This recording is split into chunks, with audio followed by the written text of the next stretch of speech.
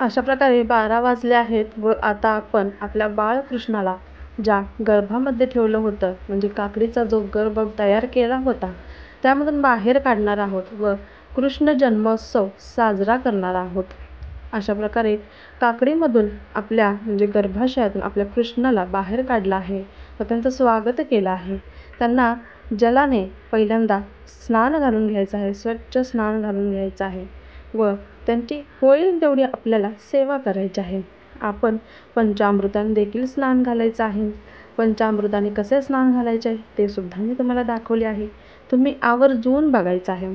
अशा प्रकारे आपण पंचामृताने सुद्धा स्नान घालणार आहोत. हे कृष्ण गोविंद हरे मुरारे, हे नाथ नारायण वासुदेवा. श्री कृष्ण गोविंद हरे मुरारे, हे नाथ नारायण वासुदेवा. श्री कृष्ण गोविंद हरे मुरारे, हे नाथ नारायण वासुदेवा.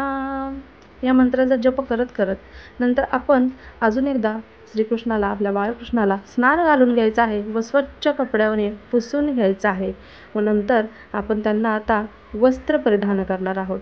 अशा प्रकारे सुंदर असं वस्त्र आणलं आहे.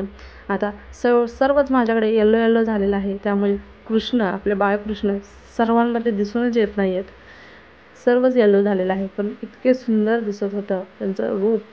पूर्णपणे त्यांना सजवल्यानंतर खूप सुंदर असं त्यांचं रूपडे दिसत होतं. असं वाटत होतं बघतच राहावं त्यांच्याकडे.